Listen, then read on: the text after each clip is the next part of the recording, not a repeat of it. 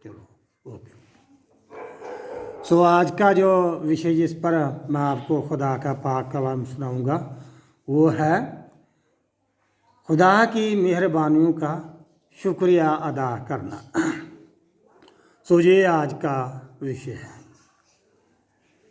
हम एक बात को देखें कि बाइबल में दो बातें बहुत मशहूर हैं, वो बार बार वो दो शब्द आते हैं ज़्यादातर, जो हमारी मुक्ति के साथ संबंध रखते हैं। वो है ईमान और खुदा की दया, खुदा की मेहरबानी। पालूस रसूल कहता है कि कोई इंसान घमंड ना करे कि तुम अपने कामों के वसीले से बचाए गए हो, तुम ईमान और खुदा के फजल के वसीले से बचाए गए हो। पर वहाँ पर भी खुदा का फजल और मेहरबानियों की बात है, और जो आज का विषय है वो भी इसी बात पर मुनस्सर करता है कि खुदा की मेहरबानियों का शुक्रिया अदा करना। हम देखें कि ज़िंदगी में खुदा की मेहरबानी है हम पर इतनी ज़्यादा कि जिसको हम गिन नहीं सकते, और इतनी ज़्यादा कि हमारे हिसाब से बाहर। और खुदा का पाक कलाम ये बताता है कि जो खुदा की मेहरबानी और जो खुदा की मोहब्बत है उसकी हम लंबाई, चौड़ाई, ऊंचाई और गहराई हम नहीं माप सकते। अगर खुदा की मेहरबानी या खुदा के दया हमसे हट जाए तो इसका मतलब ये है कि हम इस लायक नहीं रह सकते कि ज़मीन पर हम जिंदा रहें, या ज़मीन पर रहते हुए हमें कुछ मिले, कि हम फिर किसी बात के अधिकारी नहीं रह जाते, हकदार नहीं रह जाते। पर रब का शुक्र है कि खुदा बाप हम पर मेहरबानियाँ करता है, और उन मेहरबानियों के लिए बहुत ज़्यादा ज़रूरी है कि हम लोग अपनी ज़िंदगी में अपने खुदा का शुक्र करें, उसका शुक्र करें, उसकी बढ़ाई करें। और ज़बूर 103 में भी लिखा, तो आखा है मेरी जान मुबारक खुदा। मतलब ये एक शुक्रगुजारी वाली बात है कि हम खुदा की उन सारी चीज़ों का, खुदा का शुक्र करें जो खुदावन ने हमें बख्शी है। मैं पहली बात आपको बताना चाहता हूँ वो ये है कि खुदा की जो मर्सी है, खुदा की जो हम ये कहें दया जो है, मेहरबानी, वो इतनी ज़्यादा कि वो बाउंडलेस है, हद से ज़्यादा। और ज़बूर 108:4 आयत में हम ये पढ़ें, ज़बूर 108 और उसकी 4, जल्दी से आप पढ़ दें। क्योंकि तेरी शफाकत आसमान से बुलंद है और तेरी सच्चाई अफलक के बराबर है। हाँ जी, खुदा के कलाम में लिखा है, क्योंकि तेरी दया तो आकाशां तो उच्ची तो वड्डी है, अते तेरी वफादारी बदला तीक। एक ज़बूर हम गाते हैं ना, एक ज़बूर भी है 108, है या रब तेरी इमानत है बदला तीक पहुँची है। हाँ, तो मेरे कहने का मतलब ये है, इतनी ज़्यादा खुदा की मेहरबानी है हम पर कि जिसको हम माप नहीं सकते। आकाशों से भी ऊंची इतनी रब की दया हम पर है। और दूसरी बात जो मैं आपको बताना चाहता हूँ वो ये है कि खुदा की मेहरबानी एक ऐसी है जो हमसे हटती नहीं है, हम चाहे कैसे भी हैं, पर फिर भी खुदा हम पर दया करता। वो प्रोलॉन्ग मतलब हमेशा चलती रहती। ये पहली बात तो मैंने आपको बताई कि आसमानों से भी ऊंची, बहुत ज़्यादा, उसको हम माप नहीं सकते। पर बड़ी बात ये है कि खुदा की दया ऐसी है कि जो हमेशा हम पर बनी रहती, प्रोलॉन्ग रहती है, वो कभी ख़त्म नहीं होती। इसके लिए हम ज़रा विलाप गीत हम ये पढ़ें 3 बाब 22, और इसको कहते हैं नोहा। यिर्मयाह के बाद ये किताब है नूह, है यिर्मयाह का नूह। 3 बाब 22 आयत, जरा पढ़ें उसको जी, 22 या 23 नहीं निकली। 3 बाब यिर्मयाह के नबी की किताब के बाद आती है, 3 बाब और उसकी 22 और 23 आयत। ਇਹ ਯਹੋਵਾ ਦੀ ਦਇਆ ਹੈ ਕਿ ਅਸੀਂ ਮੁੱਕੇ ਨਹੀਂ, ਉਸ ਦਾ ਰਹਿਮ ਅਟੁੱਟ ਜੋ ਹੈ। हाँ, ਉਹ ਹਰ ਇੱਕ ਸਵੇਰ ਨੂੰ ਤਾਜ਼ਾ ਹੱਥ ਤੇਰੀ ਵਫਾਦਾਰੀ ਵੱਡੀ ਹੈ। हाँ वफादारी बहुत बड़ी। यिर्मयाह के बाद ये किताब आती है और ये है ये इस किताब का नाम है यिर्मयाह का नूह। और वहाँ पर ये लिखा कि खुदावन तेरी जो दया वो बनी रहती है? हे यहोवा तेरी दया है कि असी मुके नहीं, उसका रहम अटुट है, मतलब उसका रहम ख़त्म नहीं होता। पंजाबी में बहुत अच्छी लिखा, हे यहोवा तेरी दया है कि असी मुके नहीं तो उसका रहम अटुट, मतलब खुदा की दया ऐसी है वो टूटता नहीं है, वो दया टूटती नहीं है, ख़त्म नहीं होती।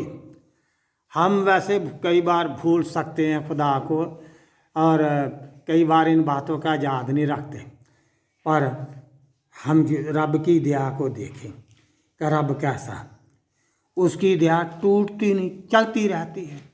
जैसे चश्मे का पानी चलता रहता है वैसे ही खुदा की दया। हम ये देखें कि आज के वक्त में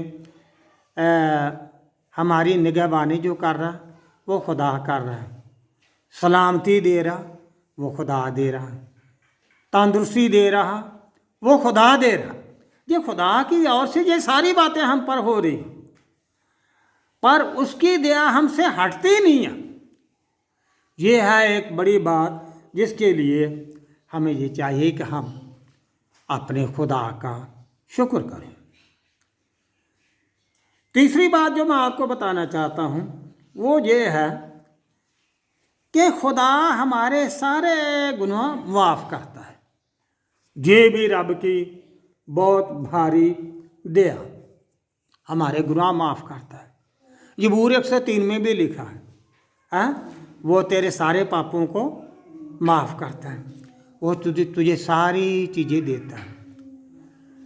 मेरे ख्याल है कि अगर हमारे गुनाहों को रब गिनने लगे तो इतनी बड़ी फाइल बन जाए कि मेरे ख्याल है कि वो उठाई भी ना जा सके, कोई फरिश्ता भी ना उठा सके। ठीक है, पर इसके लिए आप जरा मीका की किताब 7 बाब 18 पढ़े। मीका की किताब है और पुराने नेम में है मीका की किताब और उसका 7 बाब उसकी 18 आयत पढ़ो।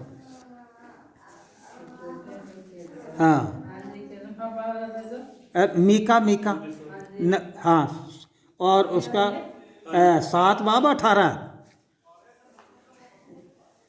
पढ़। तेरे वर्गा किड़ा परमेश्वर है हाँ। जो अपनी मिल्क दे ਲਈ बकिए ਦੀ ਬਦਲੀ ਲਈ हाँ। ਨਾ ਕਰਦਾ। हाँ अपराध तो ਉਹ ਪਰੇ ਕਰਦਾ ਹੈ। हाँ ਉਹ ਆਪਣਾ ਕ੍ਰੋਧ ਸਦਾ ਠੀਕ ਨਹੀਂ ਰੱਖਦਾ ਕਿਉਂ ਜੋ ਉਹ ਦਇਆ ਨੂੰ ਪਸੰਦ ਕਰਦਾ। दया पसंद बहुत अच्छी पंजाबी में बहुत अच्छी तरीके से लिखा।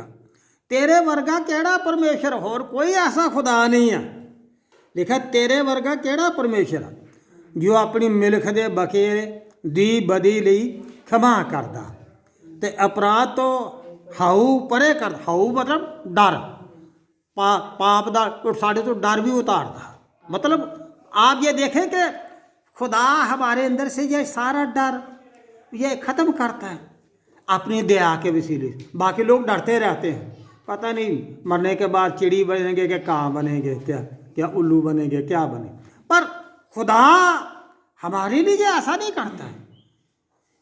वो हमारे अंदर वो जब ये विश्वास पैदा करता है ना कि पुत्र तेरे गुनाह माफ़ हुए, वो हमारे अंदर ये विश्वास पैदा करता है और उस विश्वास के वसीले से, ईमान के वसीले से हमारा डर जो है वो भी दूर करता है।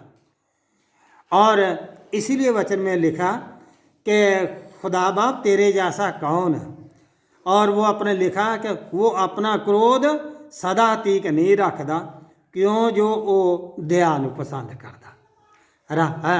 जब मूसा के सामने प्रचार किया गया, खुदा ने प्रचार किया, तो वहाँ पर लिखा खुदा दयालु, दया करने और दयालु कृपालु है और माफ़ करने वाला खुदा। मतलब ऐसा प्रचार खुदा ने किया, अपना स्वभाव बताया मूसा को। पर एक बात उसने कही कि वो जो बुरे लोगों को वो उनको सज़ा जरूर देता, पर वो गुस्से में कम, दया करने में बहुत ज़्यादा। मतलब इतनी बड़ी दया, वो हमारे अंदर ईमान भी पैदा करता है, हमारा डर भी दूर करता है, और हमारी हर तरह से मदद करता है और दया करता है। हम ये देखें कि ये कितनी बड़ी बात है हमारे लिए कि खुदा हमारे लिए सब कुछ करता है। वो यीशु मसीह इस दुनिया में पापों की फाइल बनाने के लिए नहीं आया। उसने लोगों को कहा मैं दोष लगाने के लिए नहीं, निर्दोष ठहराने के लिए आया।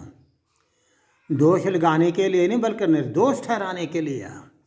आप ये देखें कि ये सारा कुछ खुदा का ही काम है, ये खुदा की तो दया है कि उसने अपने बेटे यीशु मसीह को इस दुनिया में भेजा हमारी मुआफ़ी के लिए। और ये कितनी बड़ी शुक्रगुजारी की बात है कि अगर खुदा यीशु मसीह वो दुआ ना करते सलीब पर, बाप इनको माफ़ कर दे, ये नहीं जानते ये क्या करते हैं, तो क्या बनता हमारा। ये कितनी बड़ी दया खुदा की। तो ये तीसरी बात है जो मैंने आपको बताई कि वो हमारे गुनाहों को माफ़ करता है। ये भी एक बड़ी शुक्रगुजारी की बात है, और ये खुदा की दया, खुदा की मर्सी है। चौथी बात जो मैं आपको बताना चाहता हूँ, वो हमारे लिए जो मुक्ति है वो पॉसिबल करता है, मतलब हमारी मुक्ति करता है। जरा तीतुस की किताब 3 बाब उसका 5 आयत पढ़ो। नए नियम में जो किताब है तीतुस की किताब, और उसका 3 बाब और उसकी 5 आयत। जिसने किसी ने निकाल ली, हाँ तीतुस 3 तो उसकी 5 आयत।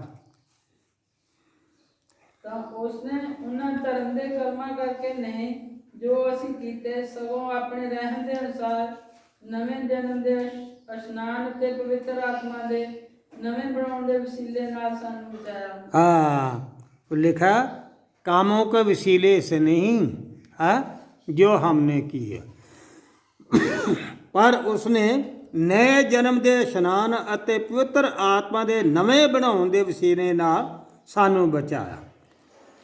किसी और तरीके से नहीं, बल्कि ये रब की मेहरबानी के वसीले से हम बचे हैं।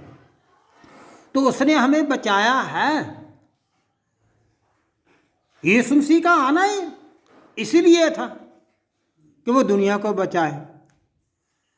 बाइबल ये बताती है कि जब यीशु मसीह नहीं थे तो हमारे लिए मुआफ़ी इतनी पॉसिबिलिटी, उसकी पॉसिबिलिटी नहीं थी, हमारी मुक्ति नहीं हो सकती थी।